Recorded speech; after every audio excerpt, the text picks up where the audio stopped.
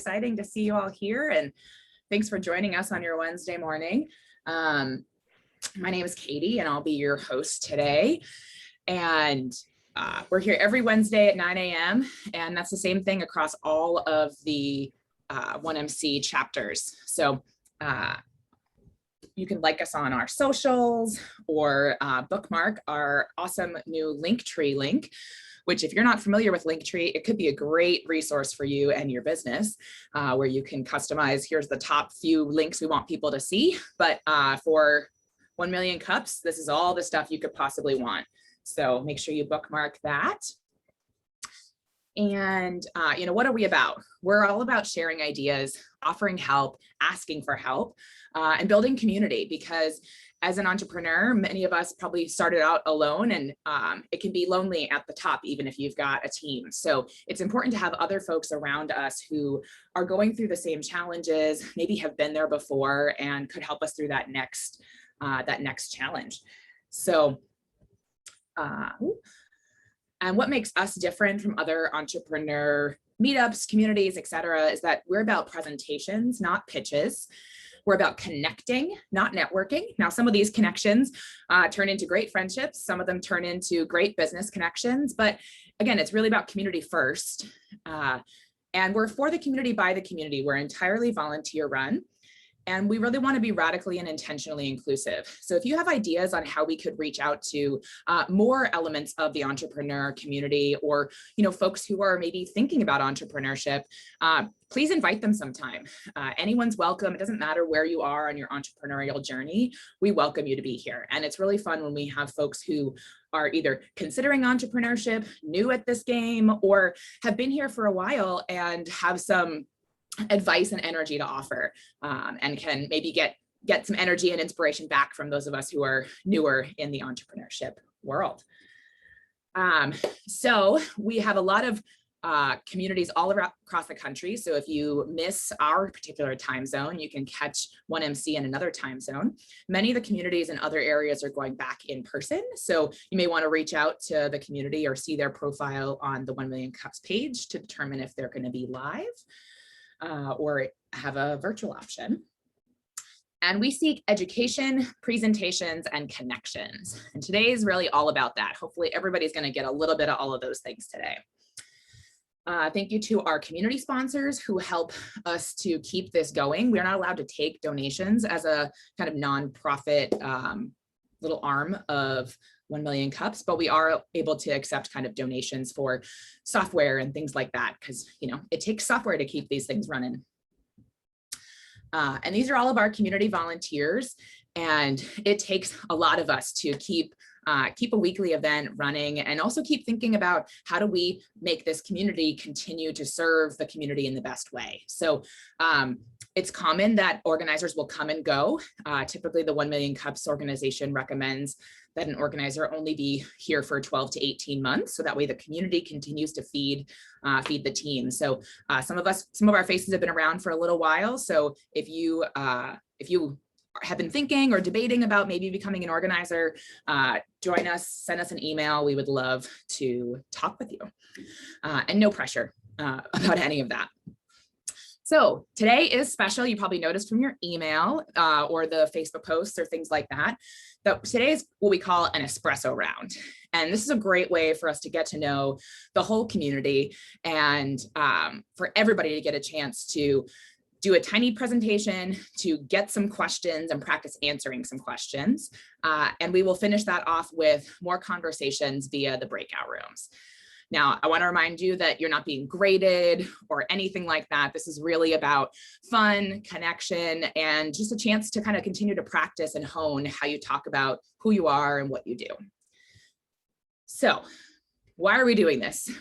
First of all, it's a jolt of energy. This is going to be a fast-paced, energetic 1MC today. So hopefully this will give you some energy going out into the rest of your day.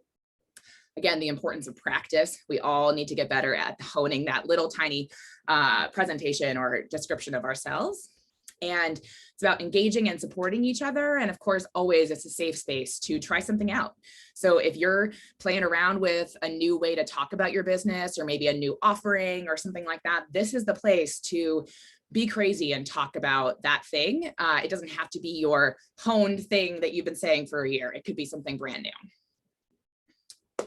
So the way this is going to work is that there's going to be a 30-second presentation. So you're going to have 30 seconds where you'll come off mute. There's no slides. You're just talking.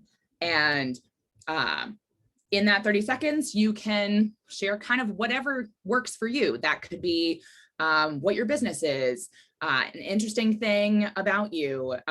It could be about a new hobby, a new product line that you're trying. 30 seconds goes by pretty fast.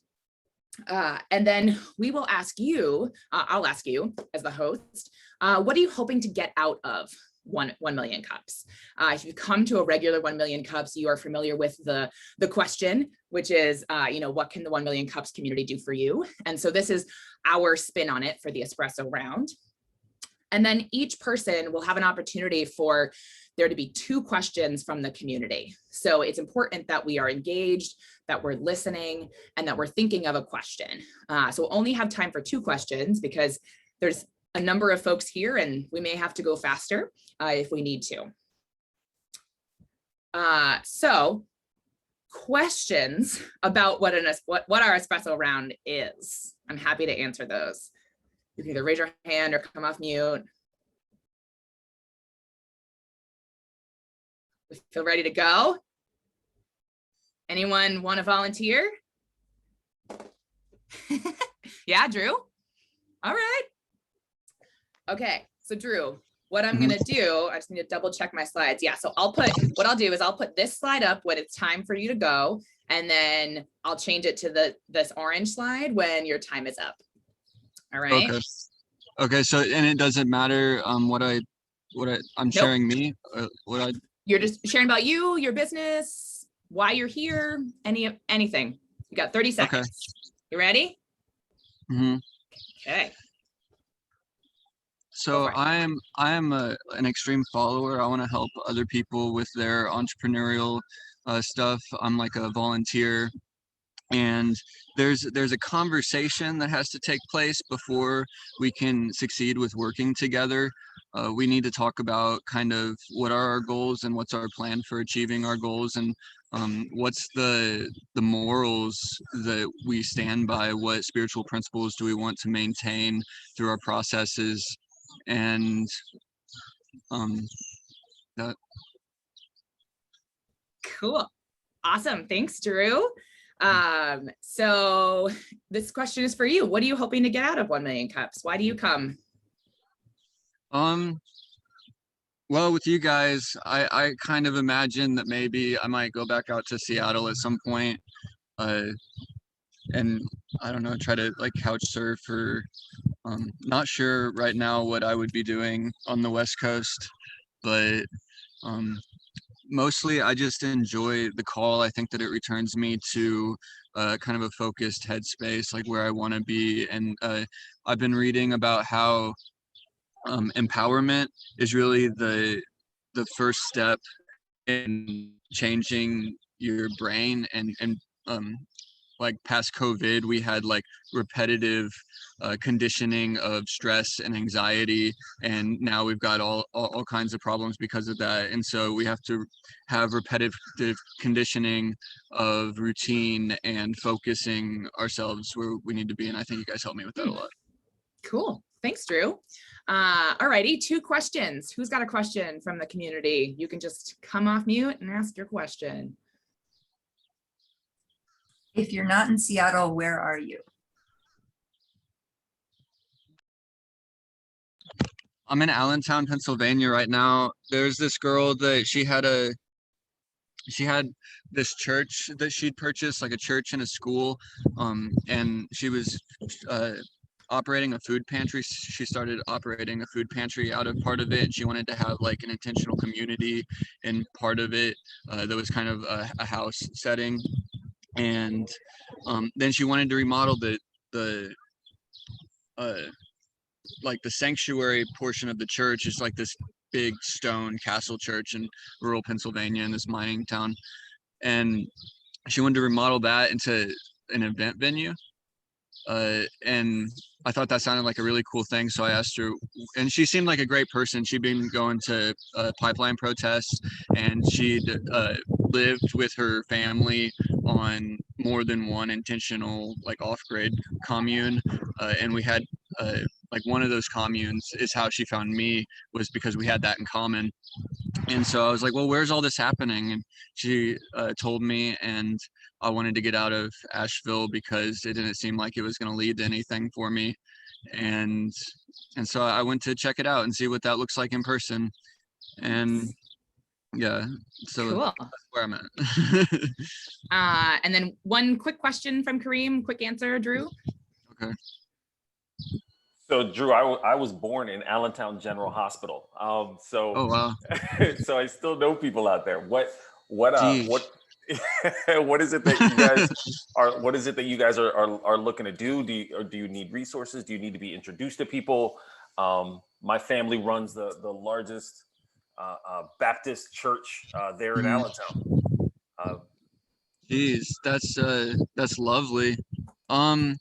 Well, I left the project. I didn't really think that there was all that much reason that I could help. I didn't find like communication that's necessary in the.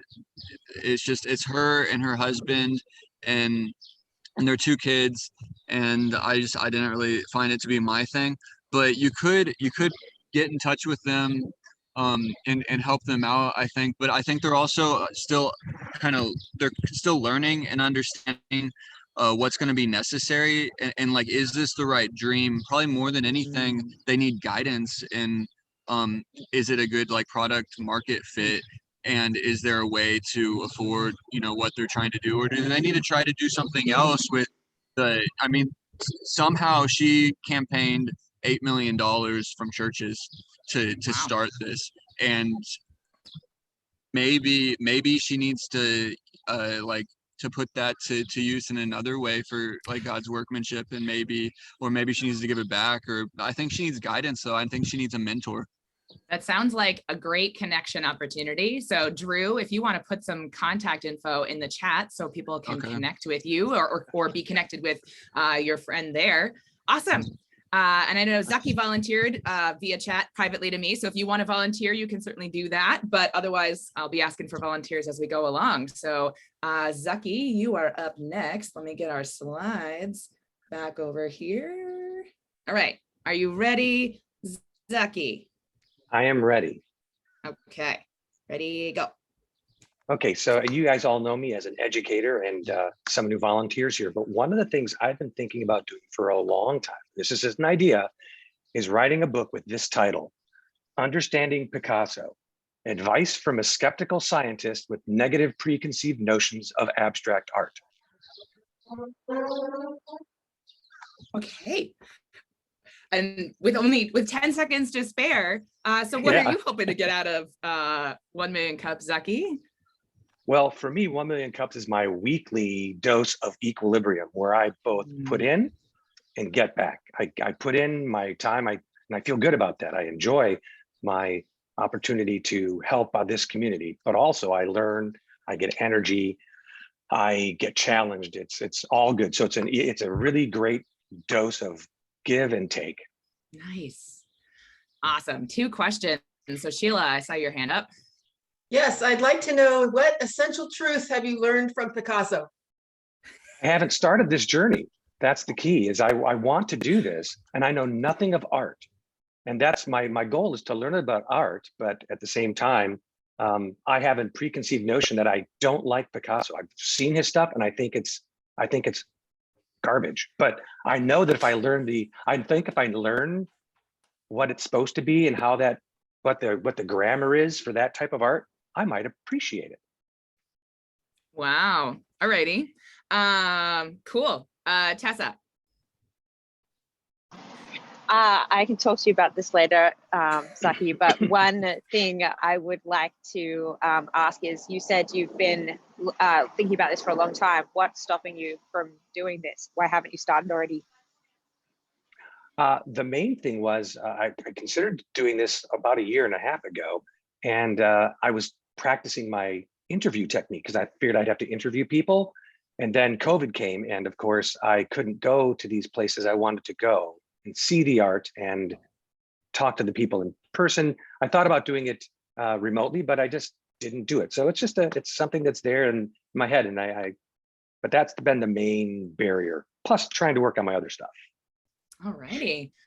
Well, great questions, great answers. Zaki, if you'll put your contact info in the chat, I encourage people to put like maybe an email address or your LinkedIn profile after you go, so that way people can connect with you afterwards. Who wants to go next? Yeah, Jolene? Sure, why not? All righty, got my little timer going. All right, ready, go. So this year I created an app to help travel agents really produce beautiful and professional itineraries that focus on theme park vacations. It's going really well, but my biggest problem is still finding a developer. My developer decided to go full-time with a big company and I don't have him anymore. So if you guys know any developers that deal with Ruby on Rails, I would love to talk to them. That was so loud. Sorry. Awesome. So what are you hoping to get out of 1 million cups? I love 1 million cups because I feel like there's so much common experience, and it doesn't matter what industry you're in. It doesn't matter. There's always something that we can share knowledge or that we can gain knowledge. And that's what I love about it. Nice. Awesome. And there's just really Jessica, nice people. Yes. Jessica, it looks like you've got a question for Jolene. Yeah, I'm wondering if you've reached out to like Code Fellows or any of the code camps in Seattle to find students who might be looking for projects and work with somebody who's learning, but help somebody who's learning too. Yeah, I have not. A lot of people have said, "Hey, you should go to code camps or to the colleges," and I'm a little bit concerned just because my developer is kind of more like a senior level developer, and because this is already deployed, I'm very, very nervous about putting somebody who's just learning how to code on something that I think reliability is a big deal when someone's using an app, and I would need to understand more about what they're testing, deployment, all of that sort of stuff to make sure that when it does go out, that it's not full of bugs. And if anybody knows, like if they're like, oh, no, they make sure that they test it over here and that's all, please tell me, because I'm happy to like take a learner, but it's that balance. So yeah. Murgesh. Yeah, Jolene, do you have a budget? Did you pay somebody for it? Yes, I paid. Okay. Right. So right now, I mean, my developer is anywhere from about $100 to $150 per hour. If somebody knew what they were really doing and could do the work quickly, I would pay up to $175 an hour. So yeah. We've used somebody using Ruby on Rails. I'd like to be on a call with you and him just to make sure it's a good match. It's been a while. I want to make sure I set expectations, but it'll be a lot less expensive than that because he's based in India and they're very experienced Ruby and Rails. Oh my God. Yes, please. I'll work yes, with you. Connections. All right. Put your contact info in the chat and happy connecting. Awesome. Who wants to go next? Yeah, Byron. Hi, Katie. Hey, Katie. I'll just turn my video on. Hey, Erin. Hey, beautiful. Can you see me okay? We can. Yeah, Byron, we'll have you go after Erin. All right. Hey, all righty. You're up. Kia ora. My name is Erin Keam. That's Keam for Mary. And I'm at the dog park. I am a vision and style coach, and I help you dress for your dreams. I need you. Well, reach out, my darling. I offer free discovery calls, and I would love to hear about your vision, because whatever you want, you can have in your life in some form or another, I promise. All right. Nice and short and sweet. Who's got a question for Erin? I put my information in the chat, or you can find me at erinkeam.com. And that's Keam for Mary. What does she want from 1 million cups?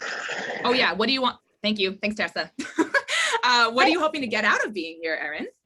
Well, I love whānau, and that's New Zealand for family, and that can be family by choice.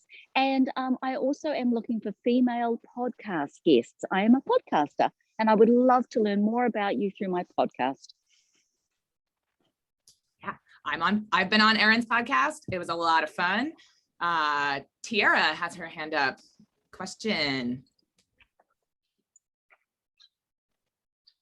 You would think we would know how to mute using this for over a year now. That's all right.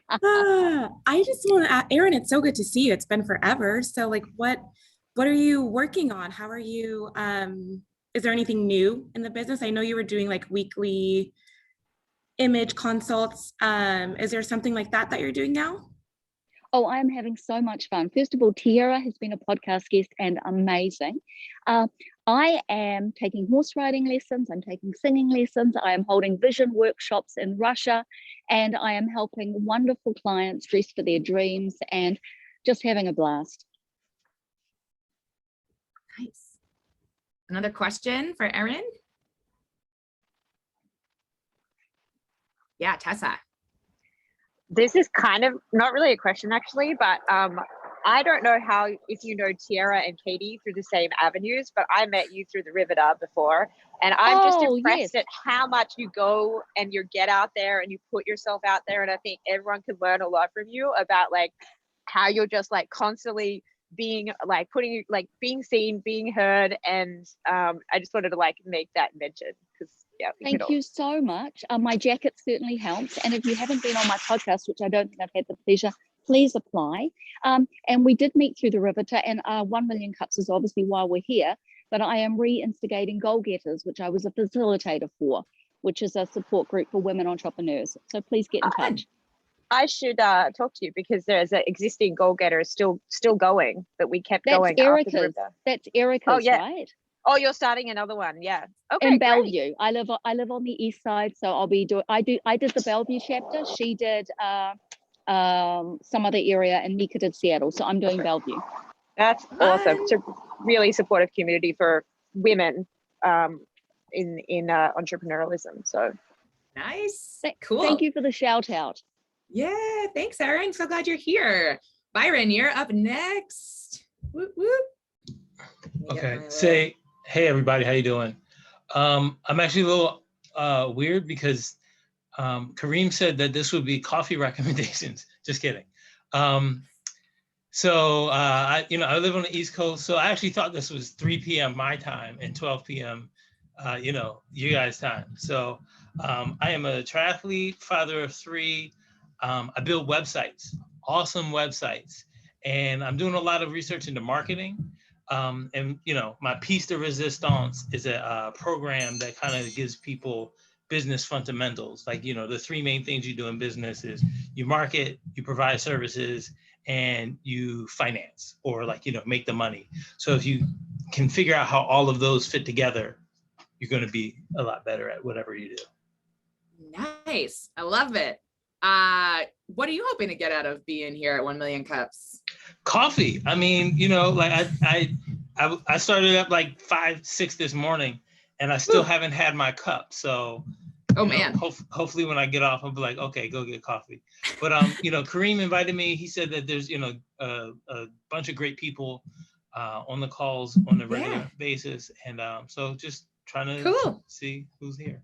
Welcome. So glad you're here. 2 questions for Byron. Zucky's got his hand up. Byron, great to have you here. Thanks so much for coming today. My question is, and a lot of people need to hear this, how is being an athlete, a triathlete, how does that impact your ability to do your job on a day-to-day basis? Okay, so what's funny is I actually have what I call a mothball talk, trying to relate, triathlons with being a CEO. I actually call it Iron CEO, because in a triathlon you swim, bike, run, and as a CEO you market, you provide, and you finance, and both of them require you to figure out exactly what the skill is and dedicate weekly time to make sure that you get everything done, rather than just, like you can't win a triathlon or finish a triathlon only swimming. You can't run a business only worried about sales. You actually have to provide the service, and so there's the biggest thing is the balance, and being able to see how all of the, how much of each thing you have to do. Love that. Nice. Tiara, question for Byron. Yes, I love that correlation there. One of my coaches is also a business coach and a fitness coach.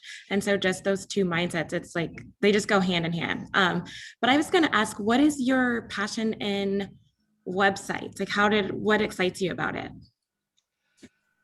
So first of all, I used to get on BBSs. And if anybody knows what that is, that was pre-internet. It's like, AOL, CompuServe, before all that, like, I used to be on dial-up. And it would be nice to be able to be at 3 a.m, get on some board and, write a message and come back, 2 days later and somebody responds. So like, it's not like, Slack. It was like, a couple days delay. What I like about websites is being able to simplify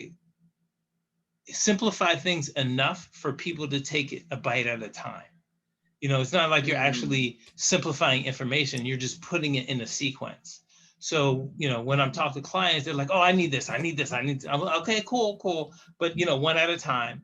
And then you kind of flip it around to think about, what would the reader want or need to know at this time? Because, the business owner is like, I want this up here. I'm like, okay, they don't care about that yet. So, and I was a former teacher, so helping people understand what's going on is of the utmost importance. So. Well, Byron, I think a lot of us are very happy you're here because you've offered some really good food for thought for all of us this morning, right? We all need to be getting better at finding that balance between those three things and thinking about how is our website giving people what they want, right? I love that. Make sure you put your contact info in the chat, Byron, like your email or your LinkedIn.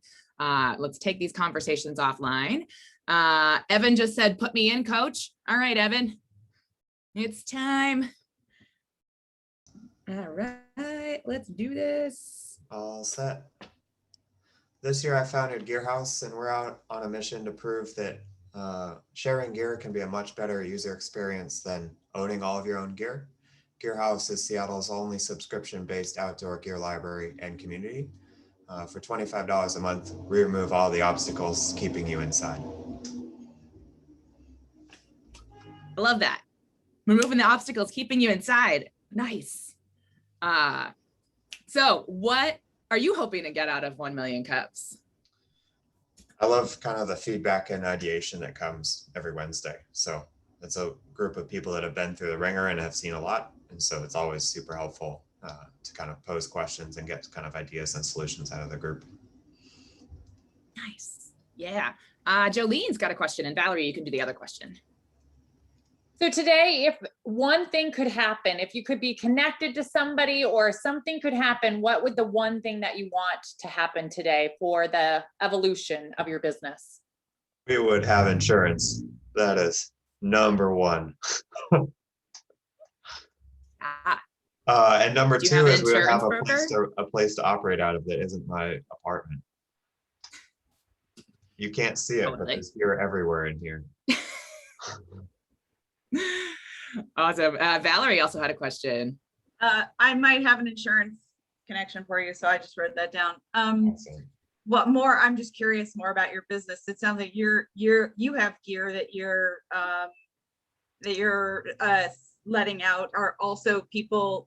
Is it like a crowdsourcing thing where people are like the tool ones where people will like, oh, I'll give my tool to the thing and then everybody can use it? We operate a little bit like a rental consignment shop. So we will buy gear from you for membership credit. And then we will operate it. So you don't have to worry about somebody abusing it because we take on that risk because we own the gear. So you can think of if you have an extra backpack, you sell that to us for $50 and you now have access to 2 months of paddle boards, backpacking equipment, camping gear. So you can trade out your one backpack that you save for that one time your brother comes to town for access to paddle boards and everything for all the times that that person isn't in town. Love it. That's cool. Yeah, cool. So exciting. I'm a Gear House member. I'm a believer. Alrighty, Sheila messaged me and let me know that she's ready. Hi there, Sheila here. So I'm going through another purpose pivot. I've been through so many in my life. And so I'm also putting together a purpose pivot online course for developing the inner game on making purpose pivots, where you clarify your purpose, build on strengths, access innate creativity, and stop going through the motions to find the real purpose behind what will make you focused with clarity and have impact. And part 2 will be the outer, that's the inner game. Then the part 2 will be the outer game of sustainable collaborative leadership. Woo! Yeah, Sheila. I always love hearing what you're working on next. What are you hoping to get out of 1 Million Cups? I really like the presentation focus over pitch focus. So that's why I come back. Great. 2 questions for Sheila. Tessa's got a question. Sorry. I actually kind of just wanted to say I found your pitch just now, or your mini presentation. All of the things you said, like the way you said it, made me feel very comfortable and trusting in your ability to execute on what you're working on. I just wanted you to know that, because a lot of the times people hear those sorts of words like sustainable, like collaborate, like leadership and things like that, and they're like, oh, they're just mumbo jumbo words that are trying to make me, like trying to explain a lot in a small amount of time. And I actually really resonated with what you're saying. And I actually do have a question now because of that. Who are the people that you've been working with? Who's reached out to you, and what is the kind of people that are drawn to the work you do? Yeah, the people that I've been working with are generally people in a transition, and that's different than what I had expected, whether they're going into retirement and they want to, get out of the workplace mindset because they want to, have a retirement that they define and design. Or I've worked with some people in nonprofit who, like me, see it for the nonprofit industrial complex that it is. So that's why I'm going with the idea of the purpose pivot, because I've done so many actually in my whole life. Nice. So you're an expert at purpose pivoting. I love it. I really am. Jessica has got a great question. So Tessa took my question, but I'll pivot and have a purpose question. If you were to work with anyone you wanted, who's your ideal client?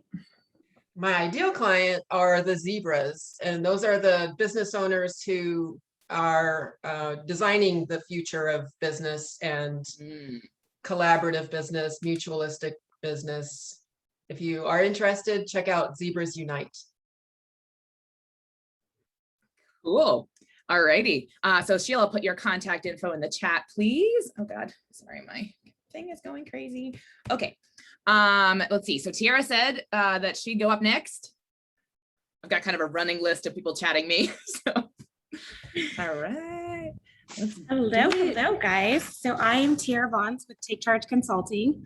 At Take Charge, we believe that credit and entrepreneurship are tools that we can use to shorten the wealth gap for minorities and women.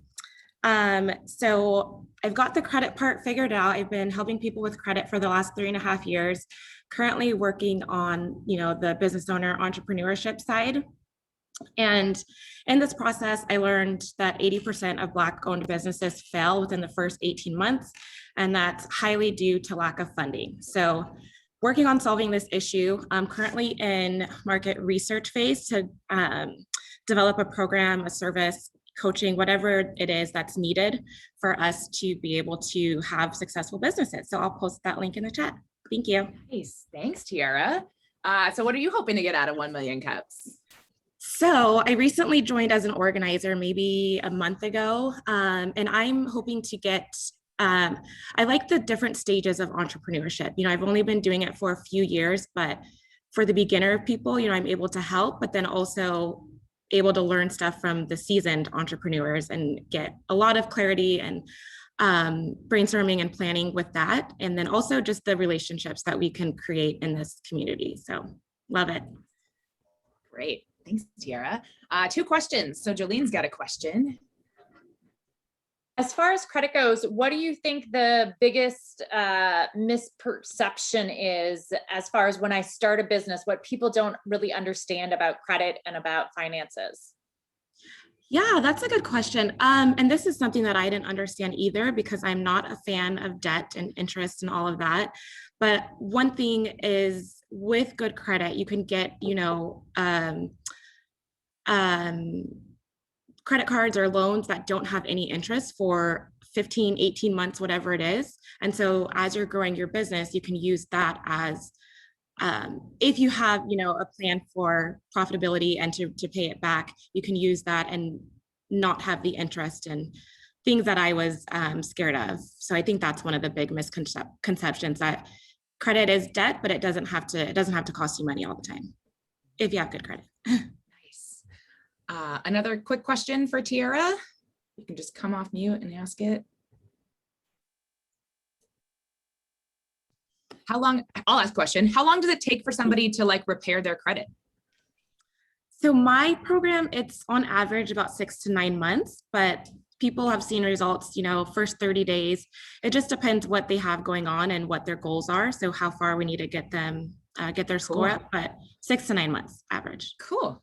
Wow. Awesome. All righty. So if you put your contact info in the chat, Tiara, that'd be great. Jessica, you're next. Excellent. Jessica Betts with Edward Jones Investment. I'm about a year into being a financial advisor that's a little bit different. Most financial advisors are looking for high net worth clients. I'm looking to work with people who are new to investing and don't think they have enough money. And so working with people who have it on their to-do list, I need to get a financial advisor, right below, get a root canal. That's who I'm looking to work with. And so if you know somebody who really doesn't want to do this, but really should, I'd love to talk to them. I have a conversational style and I really focus on goals. Nice. Awesome, Jessica. I nearly died when you said that's where it is on the priority list. Amazing. What are you hoping to get out of 1 Million Cups? I just love meeting people and hearing people's pitch and hearing people's stories. And so this is awesome. Awesome. Great. We're glad you're here. Questions for Jessica? Yeah, Tessa. Jessica, I have a husband who'd rather get a root canal than do anything around finances, and he makes more than enough money to invest. He's actually in that area partially as well. But I was wondering, with being a financial advisor, I've always wondered this. Are you just about investments, or what are the kind of components of being a financial advisor for someone?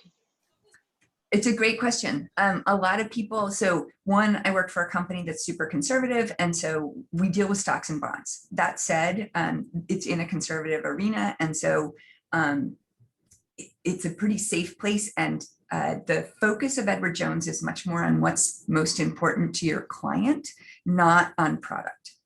For me personally, I would always hate it. I'd go to a financial advisor, they'd sit there and they talk about all the baskets and you need to put all your eggs in lots of different baskets. And then they go, so I deal with stocks and bonds and that's the baskets that I have for you. And I'm like, it would drive me nuts. And so I have a rental house. I have had my own business. My husband and I have many different investments, lots of different baskets. So do I manage those for my clients? No. But do I bring that into the conversation? Absolutely. So I like looking at somebody's entire picture and then saying, I manage the stocks and bonds and cash. That's the arena I'm here, but we're going to have a conversation about all of this. Nice. Jolene. I'm curious what you came from and what brought you to finance and financial advising. Also a great question. So I was a graphic designer.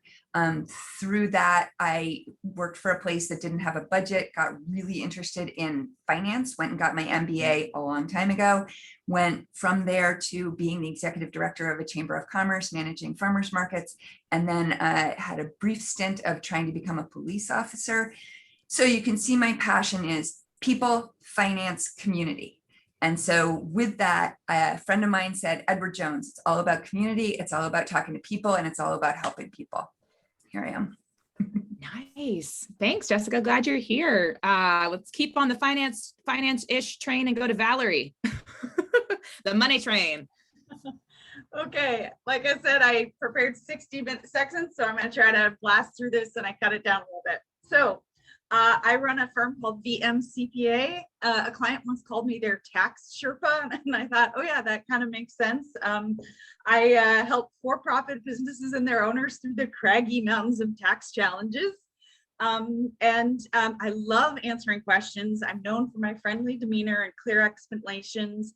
My focus is helping those for-profit businesses through the inflection points that happen through their business: growth, expansion, sustain and exit.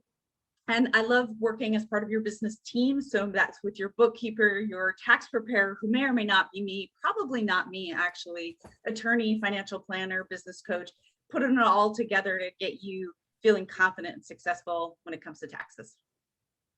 Nice. Tax Sherpa. All right, Valerie, what are you hoping to get out of 1 Million Cups? Well, in some ways you just did it. I have recently chose to narrow the focus of my practice. I was doing more business advising and sort of CFO to go work alongside my tax work. And while I absolutely love that stuff, I'm feeling like I really want to just be a little bit more focused right now. So giving you that 30-second chat was kind of the kickoff to this narrowed focus. So thank you for that. Thank you for yes, nice. It was great. It sounded so like that's just what you do. That's your lane. Jessica, question for Valerie. So how should I describe what you do to somebody if you don't do their taxes and you don't do their bookkeeping? What do you do? Yeah, so a lot of times people have tax preparers or they have their own and they don't get their questions answered.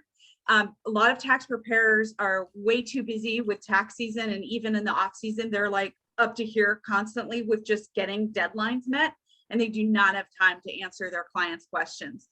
So I'm the one who says, oh, sure, let's take that time to really talk it through, help you understand what's going on. I can go back and do the fancy research and come back with the obscure code section that your tax preparer doesn't have time to figure out.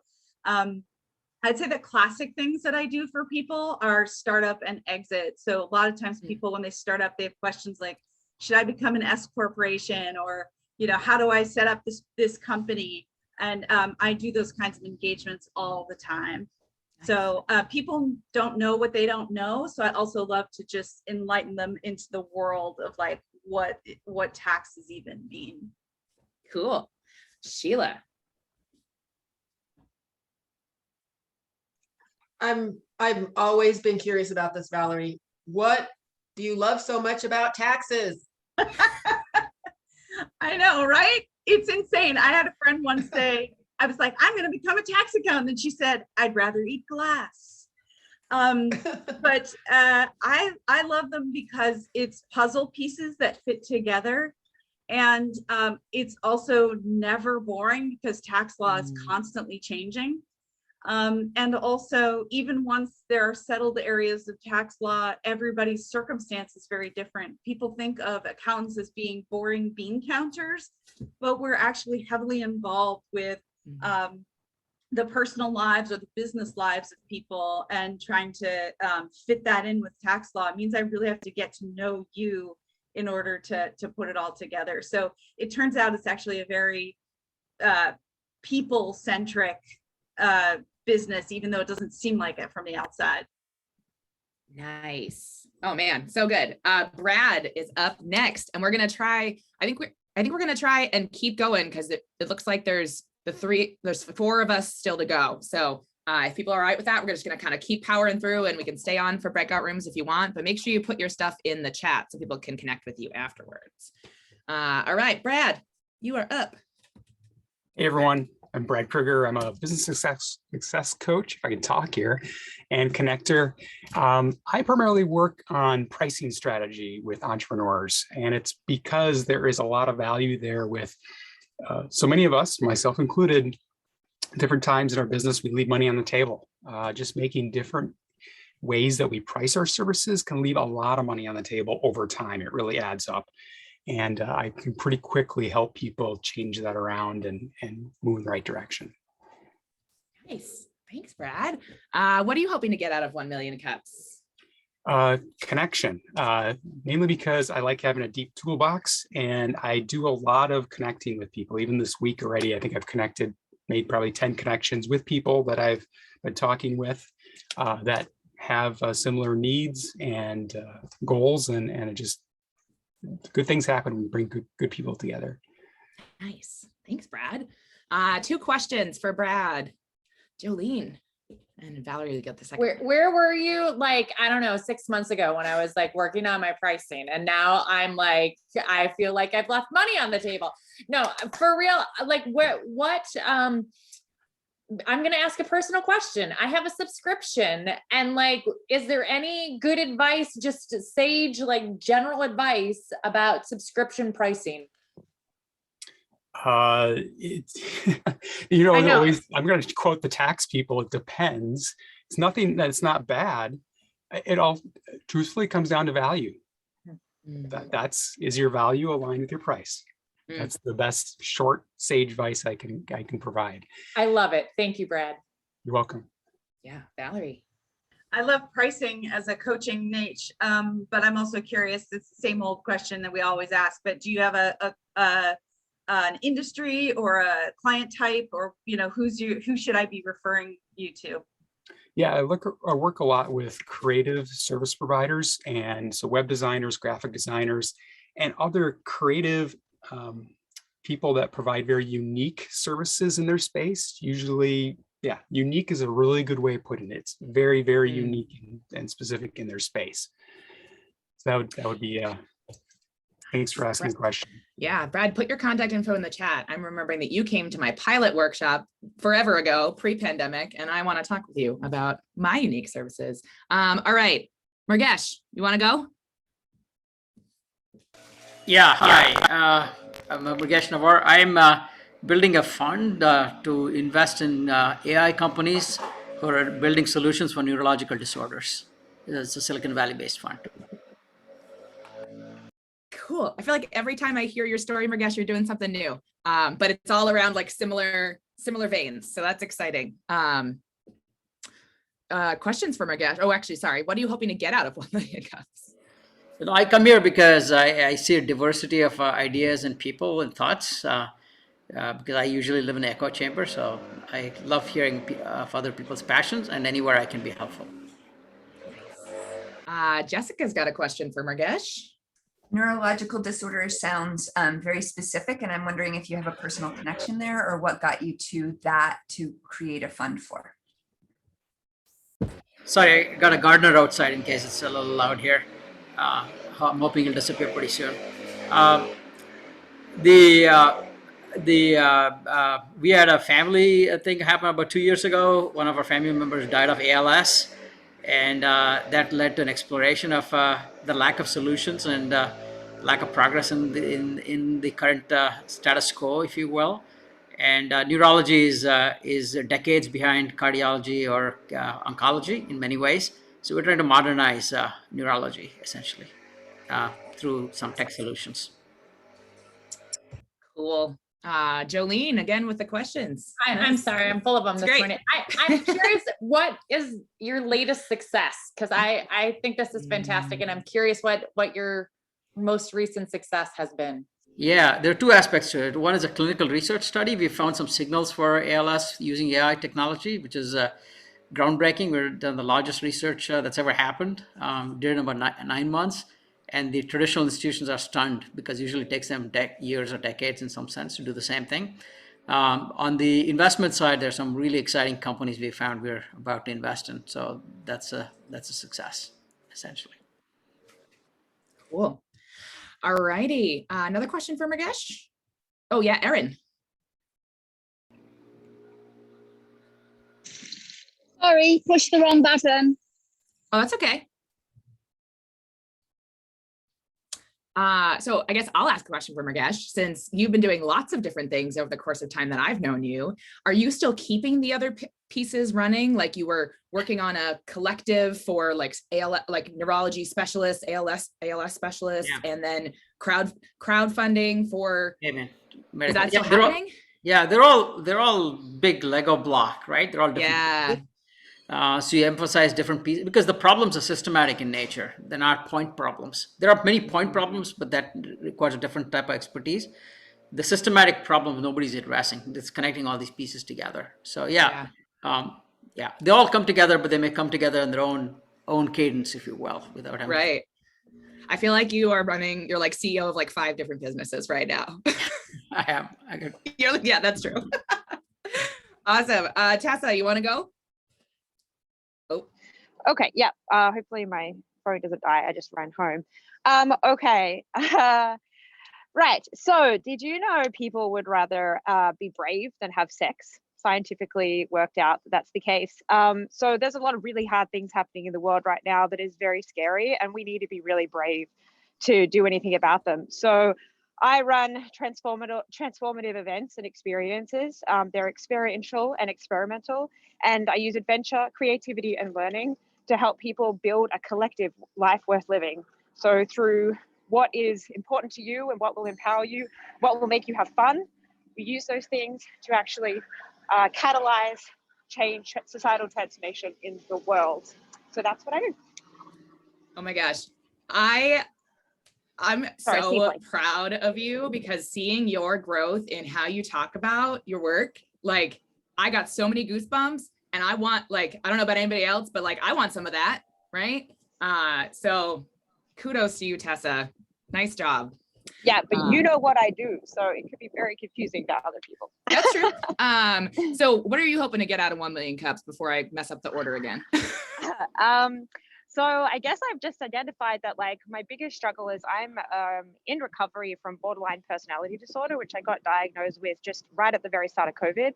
And being in recovery means that like I am not a victim of it anymore, I guess, but it's still a extremely intense daily battle to just like be okay. So one of the cool things is that I don't have a very good sense of self. So when you don't have a good sense of self, it makes it very hard to stay focused. It makes it hard to back yourself, and you really need those things to make a business happen, especially this business, which is kind of new, confusing, not what people are used to. And so I guess I come to 1 million cups to just like help keep reorienting my focus. Someone else said the same thing. So that's what I get out of 1 million cups. And as an organizer, I also get like skills and again, like just some basic structure around my day, around my business day. Yes, awesome. Zaki has a question. I think Drew, you can do the second question. So Tessa, that was so wonderful to hear. And what I want to know is what helped you, what was the catalyst, that word you used, that allowed you to really succinctly and efficiently learn how to tell your story? Because that was by far the clearest explanation of what you do. And what got you there? Lots of cogitating, lots of reading, lots of going into like just following an intuition about like, okay, what is it that matters to me? What is it that matters to me? Distilling it. And so engaging in those areas. For example, I'm about to go on a 1-week flow camp, which is studying flow and peak performance, which is a core part of what I'm trying to give the people who are involved in these experiences, transformational experiences, as quickly, as intensely as possible, and sustainably as possible. So like by going to engaging with these different areas, engaging with intuitively, like what is it that I want to provide and what is it that interests me and what brings me alive, that's helped me like even more refine exactly what I'm trying to do for people in the world. Yes, Tessa. Drew, question. So you're saying that you're like, are you like a co-housing activist or a like small scale communist, or is this in people's working environments? This is in each person's day-to-day life. It starts very much like all of the basic things that you're already told that you have to do. It's called basic training.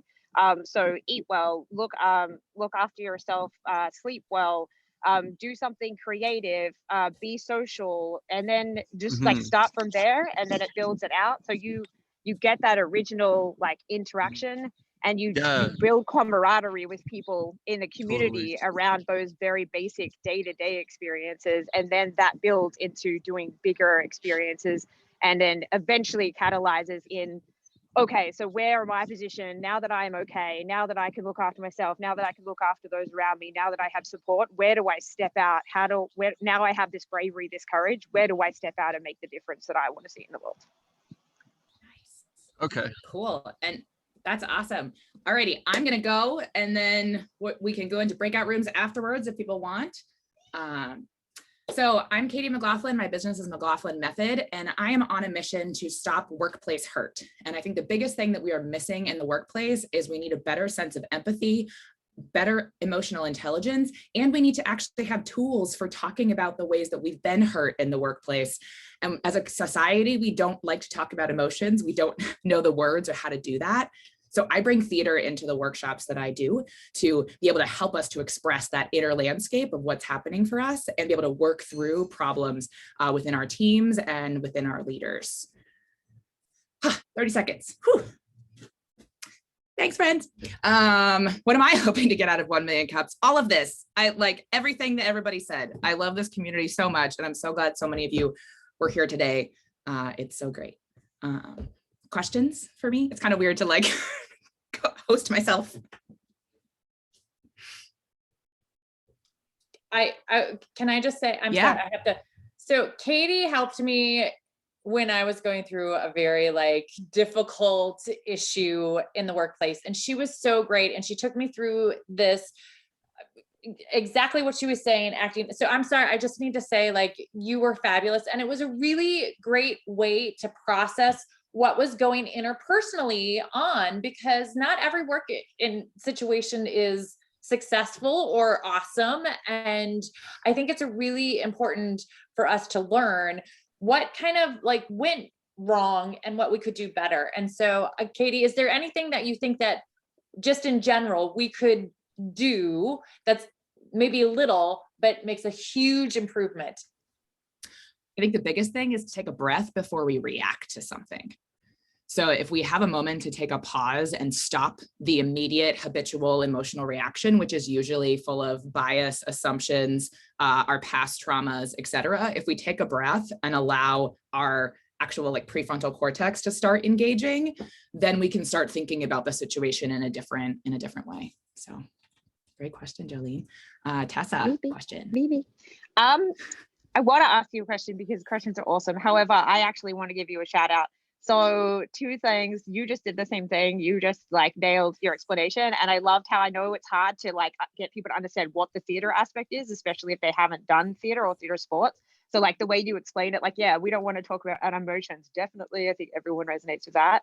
So that was awesome. And the second thing is for everybody else, sign up for Katie's mailing list, because she has a great, like, I don't even need her service, and I get her emails because the design and the way that like she like nurtures is very like, it's very thoughtful, and I think everyone could like learn a lot from that. So I'm just like repping your mail list. It might ruin your mail list statistics about like opens and stuff, but I'll take it. Really do think it's a great nurture. Awesome. Yeah, thank you. Thank you both. Yeah, this community has helped me to do like so many things in my business that I wasn't able to do before this community. So just thanks for this whole group for all the things you do. And just a reminder, like, what can you do for the 1 Million Cups community? Keep coming, bring a friend next week. We know that the summer is a harder time sometimes to engage, and but we can all gain from each other's connections, from our experience, and from the coaching from somebody else, right? We all need to kind of be able to answer some of these same questions. So even if it's not being asked of us directly, we can get a lot from it. And if you want to present more of your business, please be sure to apply to present. We'd love to hear about you and what you're up to. And I think if people want to hang around, we'll do some breakout rooms. I think, did Kareem or Zucky, one of you set those up for us? Yeah, Zucky, cool. Alrighty. So, you can stay as long as you'd like in breakout rooms. If you haven't shared your contact info, please share it in the chat. You can also download the chat, and maybe Tessa will figure out how to send along some of the contact info in our email list, maybe. Just made that up. But thank you all. Hope you had a great time. And we'll have breakout rooms starting here in a little bit. Cool. Woo. Thanks, guys. Have a great week. Yeah. Things. See you next week.